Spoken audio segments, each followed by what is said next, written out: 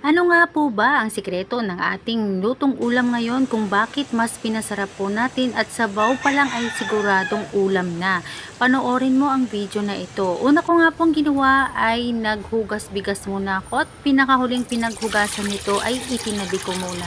Naka-ready na rin po ang ating mga gagamitin para po sa ating lulutuing ulam na sinampalukang manok. Ayan nga po ang mga gagamitin natin at iyan po yung tinabi natin kanina.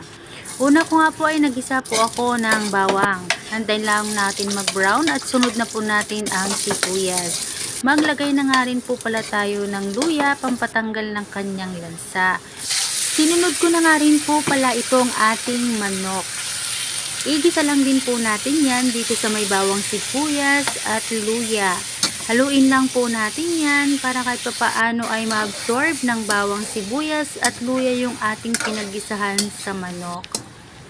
Hayaan lang po natin na kahit paano ay mag-simmer po o mag-reduce po yan sa ating manok. Then after nga po nyan ay pwede na po natin siyang takpan.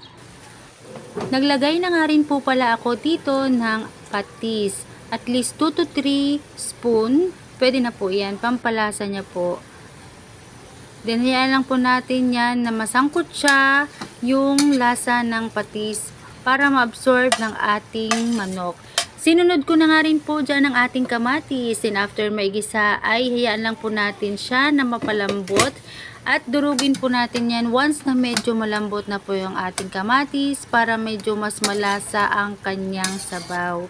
Pwede na po nating ilagay ang ating pinaghugasan ng bigas kanina na ating itinabi para po mas masarap ang pagkakasabaw nito.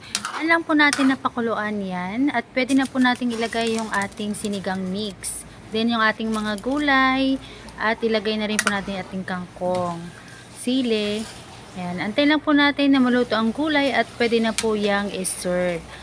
Abay, napakasarap po nito.